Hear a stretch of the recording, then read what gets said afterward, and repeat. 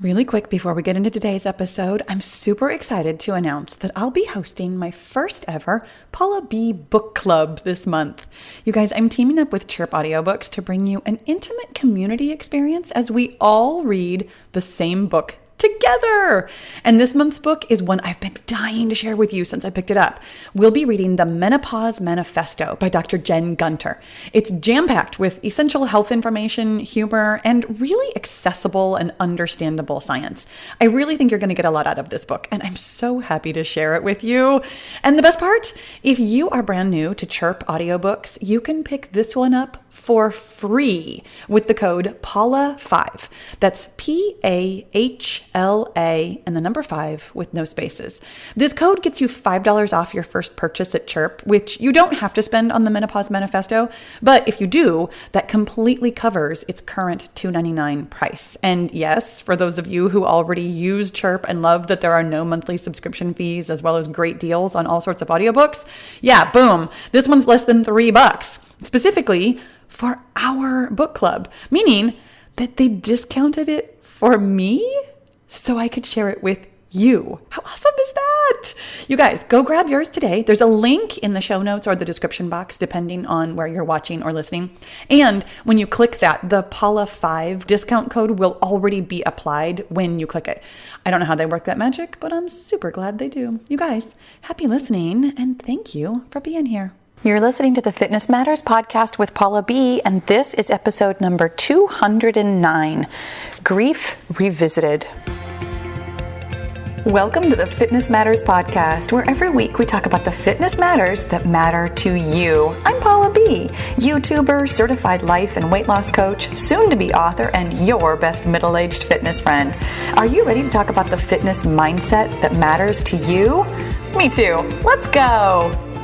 Hello, my friends. You guys, I'm just going to take a nice big deep breath here. This is not going to be a fun podcast, although let me just start off with all of the warnings. I'm definitely going to laugh as I do because I always laugh. There's a good chance I might cry. I don't know. I haven't done the podcast yet, so I have no idea if I'm going to. I want you to know several things. Number one, I'm not a grief counselor. I'm not a psychiatrist, a psychologist, or anybody with any kind of special knowledge about the grief process. I am a certified life coach, and I am a grieving sister. So what I'm sharing with you is personal experience and not meant to be anything other than helpful if it's helpful and not helpful if it's not. Today's episode is probably not for you if you are newly bereaved. First of all, I am sorry about your loss. I know that lots of you click on every episode just kind of no matter what, and some of you click on really specific episodes for really specific help in specific areas.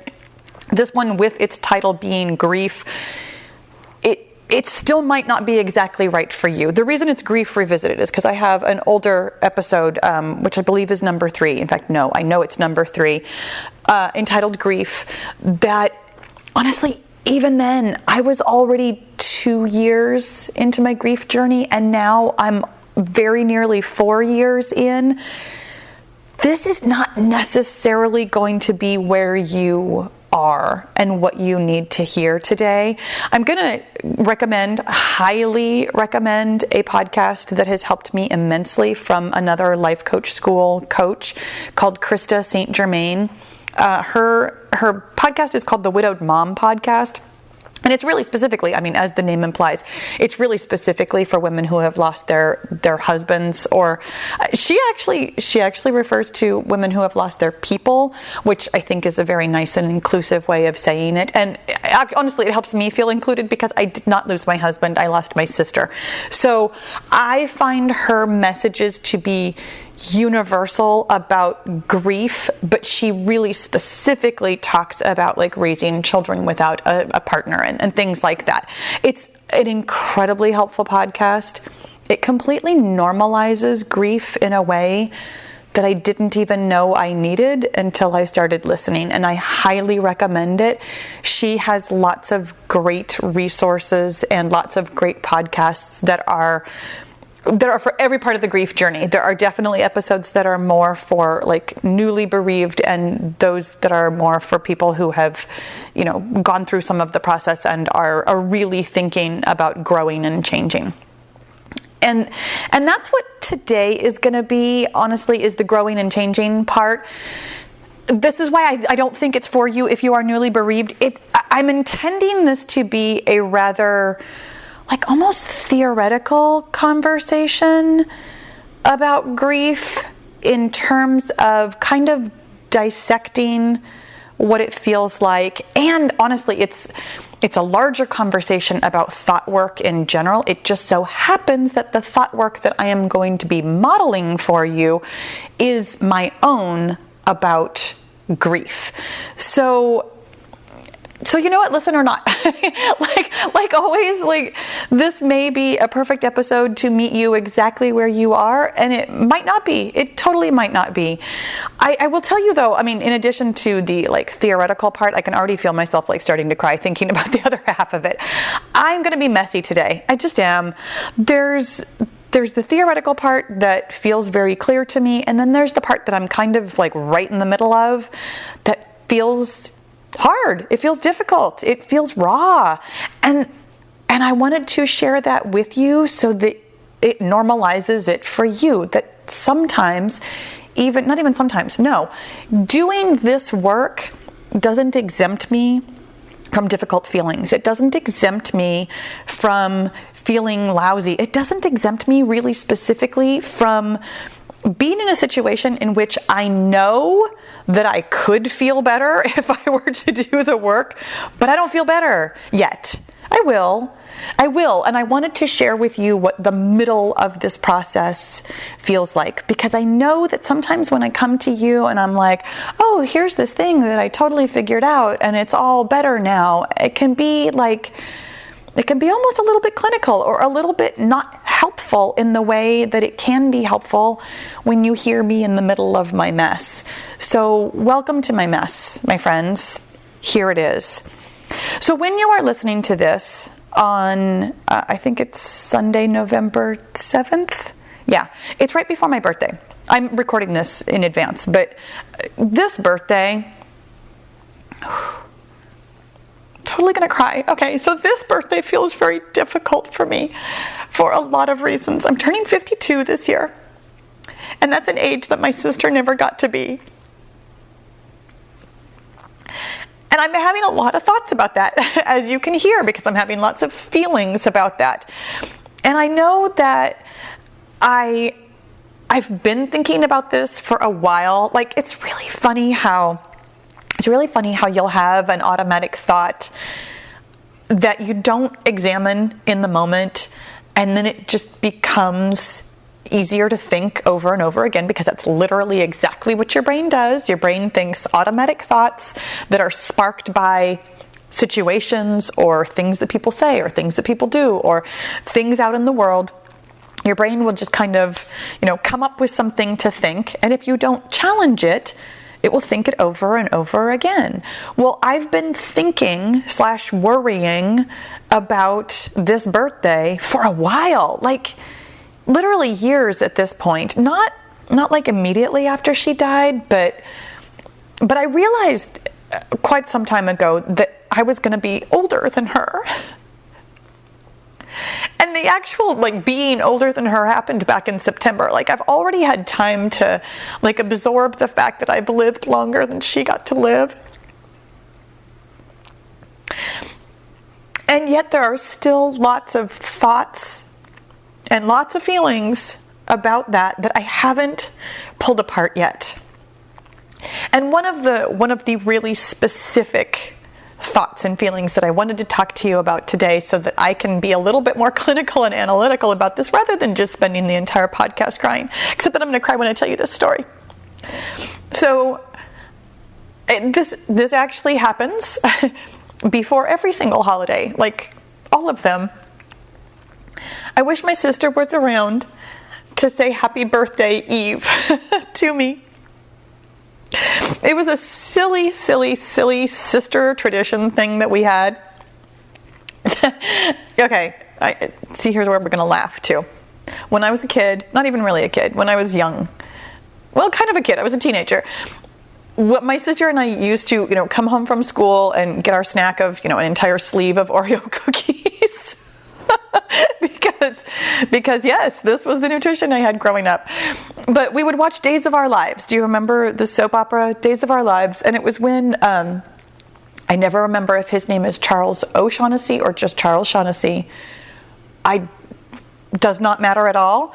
He was also the dad in The Nanny. Very handsome man. He was also he was also the voice of the fish in the cartoon. Oh my gosh, I can't think of the little kid's name in this cartoon, but it was The Great Big Book of Everything, and it was this kids show that they learned all kinds of things, and it was super fun, and I loved it when my kids were little. Anyway, I digress, as I do, so that I can stop crying and tell you a funny story.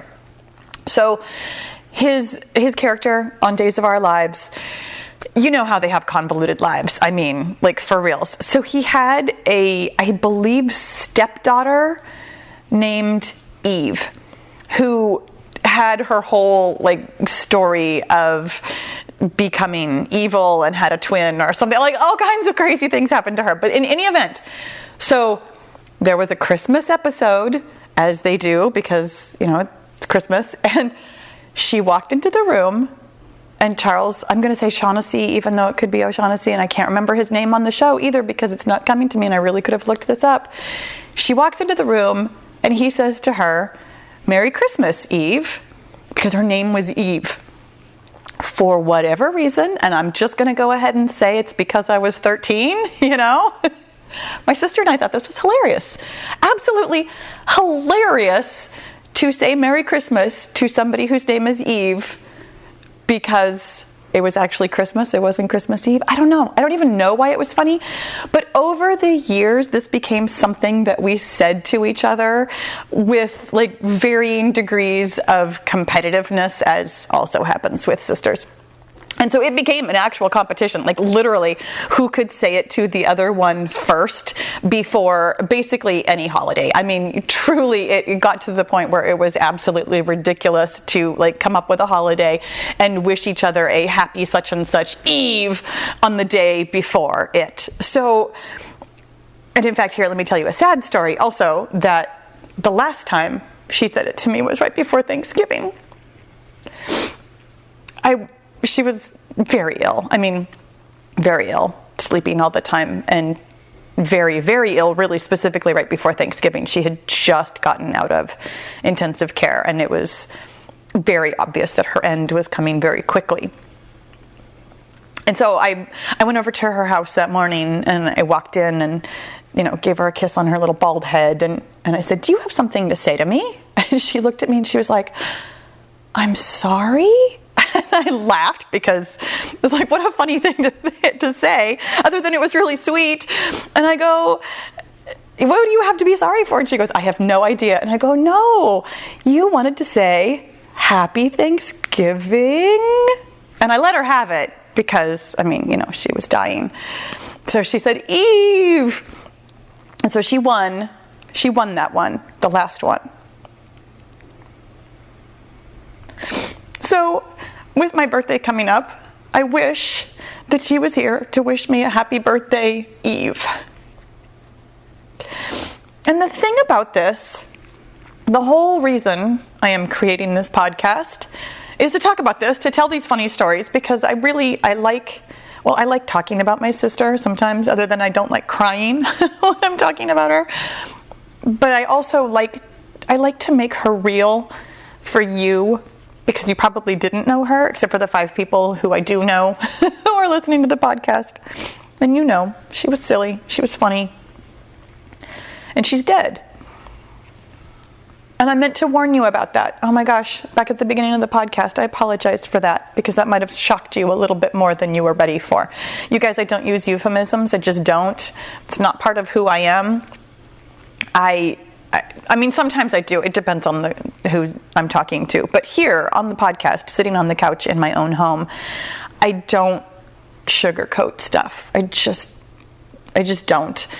And that might not be right for you. It might not be where you are. And again, if this podcast is not helpful for you, I have 208 other of them that you could listen to that might be.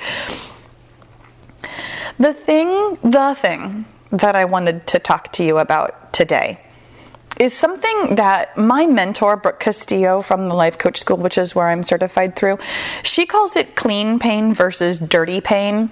And while I do think that's an amusing thing to call it, I've kind of come around to it in my own way of thinking that I wanted to share with you today. And we've actually talked about this in another kind of theoretical way, that I think that this is going to be a really good companion piece to episode 98, where we talked about food regret and shame, and we talk about butt thoughts, which you can totally hear either way you want to.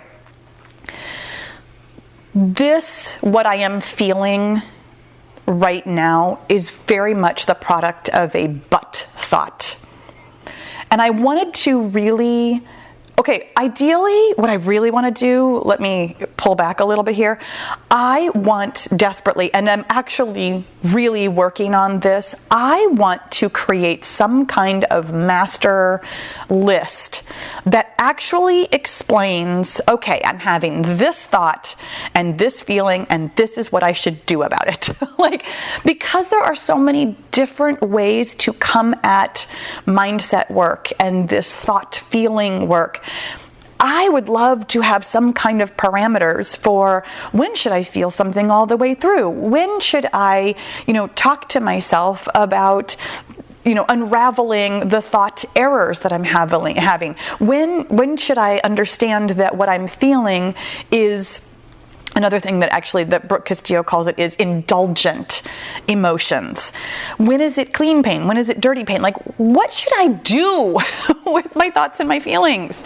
Because there are so many options, and that is something that ideally someday I'd love to have some kind of master, plan for you to just look at, for me to just look at and be like, okay, in this situation, this is the best thing to do. So in this situation, this one is so clear to me to figure out what is helpful and what is not helpful. And the thought, I wish my sister was still alive to wish me a happy birthday Eve, is not helpful. And it's also not clean pain. It's not, I don't have a better term for it just yet. Just stay tuned. I'm gonna do some more thinking once I can get through this particular situation. I'm gonna do some more thinking about how I want to think about this and how I want to explain this. But I do kind of think about it as a pure emotion versus what I'm calling a butt thought or a butt feeling. If I were to think my sister is dead, that's a sad thought. That creates a sad feeling. The thought itself is a thought, as all thoughts are. That thought creates a feeling of sadness. Absolutely. 100%. Every time my sister is dead is sad to me. But I wish my sister was still alive to wish me a happy birthday Eve also creates a feeling of sadness for me. Sadness is a primary emotion. It is one of what I consider, and there is some debate about this, and I don't disagree with the debate.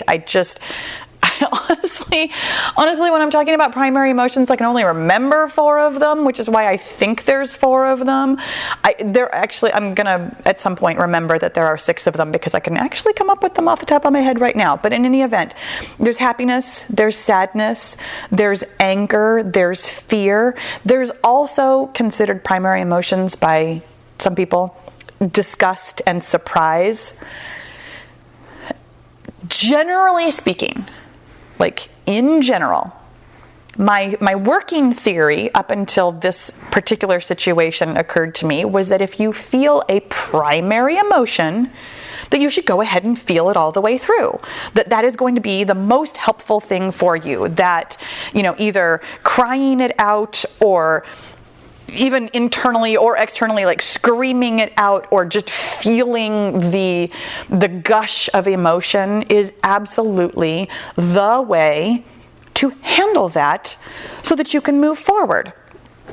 And just really quickly on that process, one of the reasons that works, that I was just kind of thinking about the other day, it's basically exposure therapy, that when you feel comfortable and confident doing something because you've done it before, it feels less scary and less overwhelming and less difficult to do it again. You already know what it's like to feel sad, so you won't resist it in the future. And I do think that that's 100% worthwhile many times.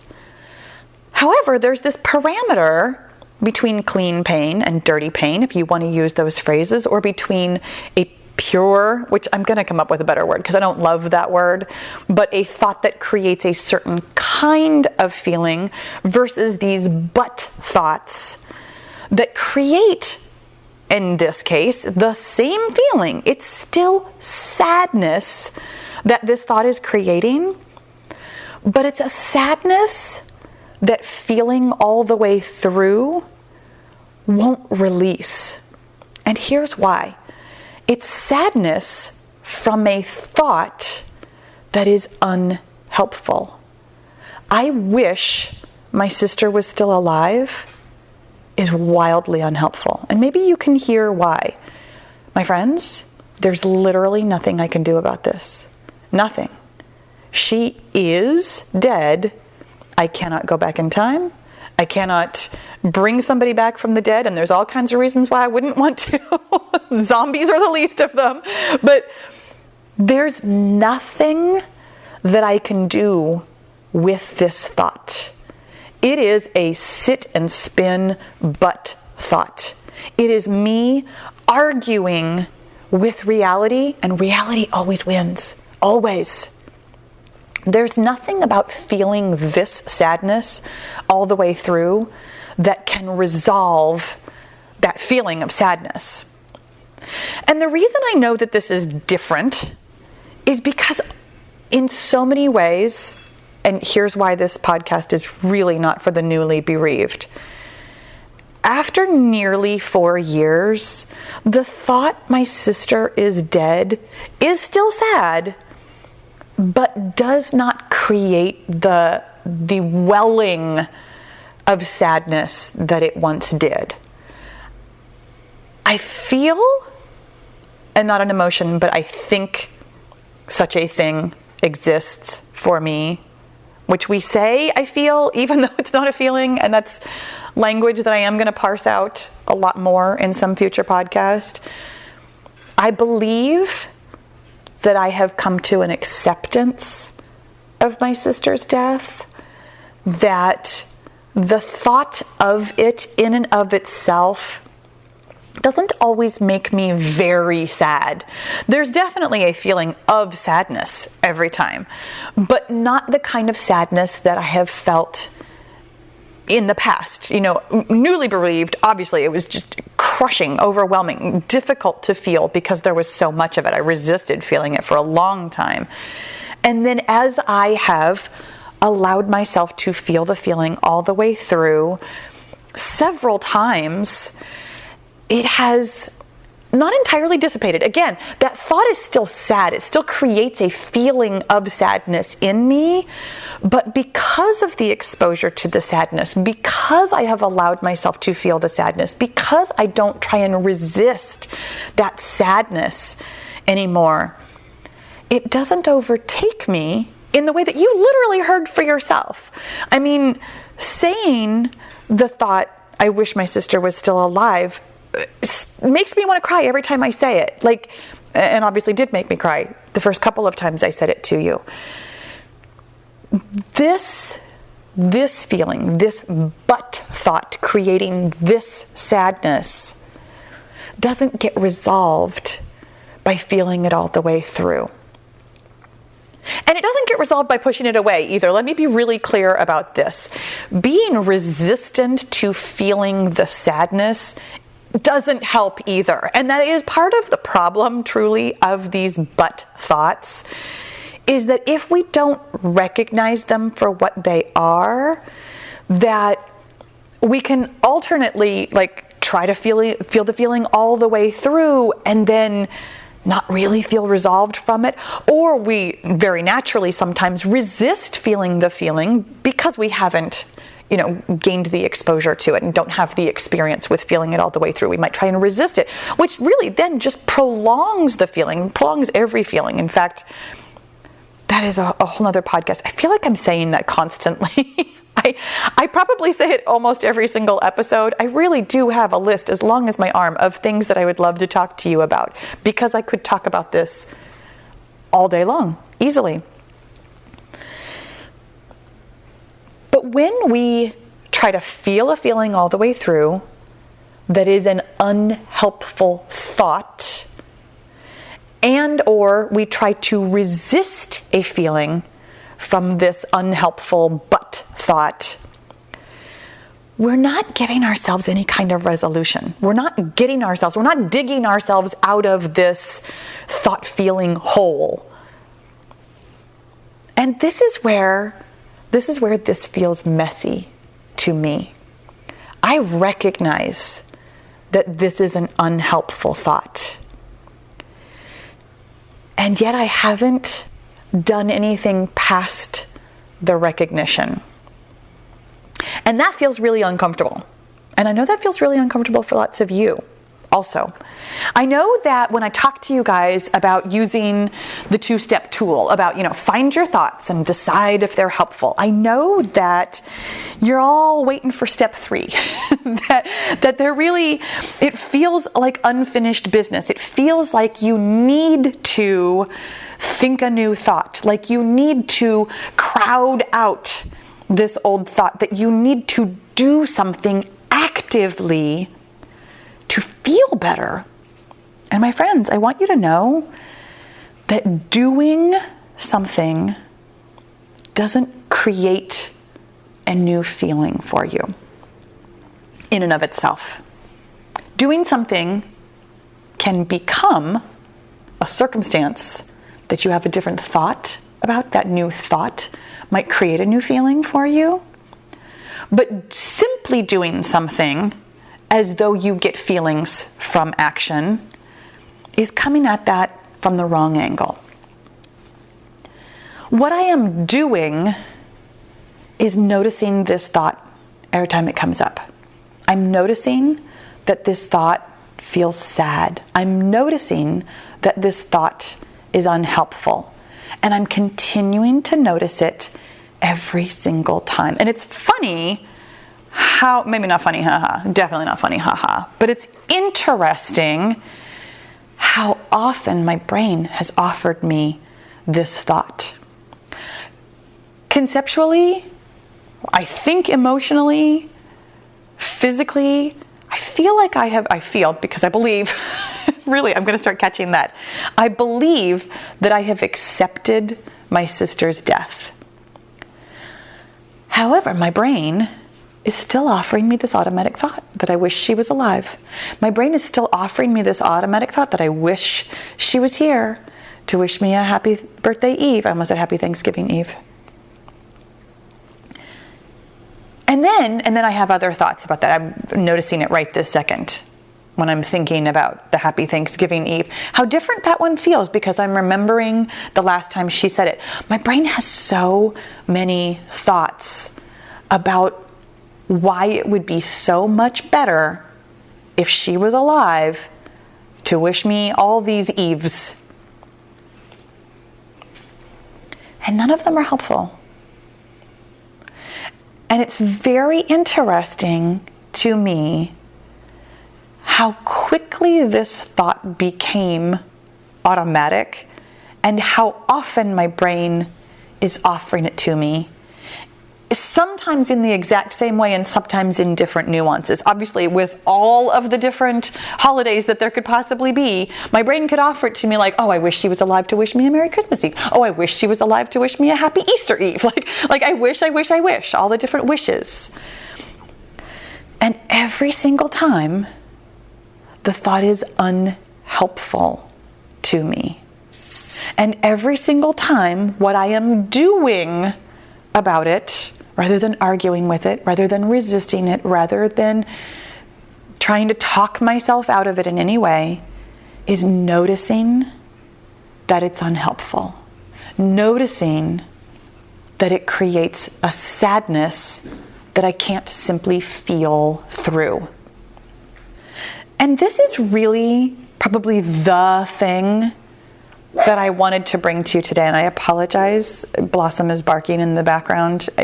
Somebody just rang my doorbell. It was Amazon, don't worry. It's not like I need to get up and get the door. And even if it was, I probably wouldn't. You guys, I'm such an introvert. Don't come to my house, please. Especially unannounced. Anyways, I apologize. Let's get back to the topic at hand. The thing that I want you to take away from today's podcast, and honestly, almost everything I tell you, is that feeling messy and unfinished is really an integral part of this process. That we all want there to be this nice, neat bow on it. In fact, if you go back and listen to episode number 3, the grief episode, I am pretty sure, because of where I was in my own mindset journey, I am pretty sure I tried to tie a bow on that one. I tried really hard to say, these are these new thoughts that I'm practicing, and this is how I feel now. Because I remember thinking that by simply practicing these new thoughts about how I actually feel grateful for my sister's death, and I'm going to continue to stand by that. I actually feel really, really grateful for my grief. I feel really grateful. Oh my God, I wouldn't be where I am right now if she hadn't died. And that doesn't mean I'm happy about it by a long stretch, as you've certainly heard today, but it means that I can find gratitude for even the most sad things. And it also means that I'm still sad and still working through this. Even when I tried to tie a nice, neat bow around it and say, this is how I feel now, and these are these great thoughts that I have that make me feel better, there are still other thoughts that come up that feel messy, that feel hard, that feel difficult, that feel unhelpful, that I haven't done something with yet. You guys, there's nothing wrong with being in the middle of the mess. There is nothing wrong with this process being messy. There's nothing wrong with not knowing what to do, because you don't have to do anything. You can simply notice your thoughts and be there with them. That is the thing that I am doing for myself right now. While I feel sad, I'm just being with myself. I'm allowing myself to have this incredibly human experience of thinking an unhelpful thought that is creating a lot of sadness that I could avoid, that I could work my way out of with mindset work. And I can also just be here. I can just be in the middle of this and know that I'm not always going to feel this way. I'm not always going to have this thought. At some point, there might be something that I do with it, and at some point I might not. There's no right or wrong answer, even though I would still like to make a chart for us all. But there's no right way to do this work. I know I've said it before. I don't remember where. I don't remember if it was this podcast or if it was maybe on a Q&A that I did one time. But there's no prize at the end for having the most managed mind. You are going to manage as much as you can manage. You're going to leave as much as you can leave. You're going to be where you are. And that's messy. And that's okay. You guys, I hope that this was helpful. I hope that you have a happy birthday Eve. And I'll talk to you again soon. If you're getting a lot out of the Fitness Matters podcast and you're ready to take it to the next level, you're going to love the Get Your Goal coaching and accountability group. We take all the theory and knowledge here on the podcast and actually apply it in real life on your real weight loss and fitness goals. It's hands-on, it's fun, and it works. Find out more at paulabfitness.com/get-your-goal. And let's get your goal.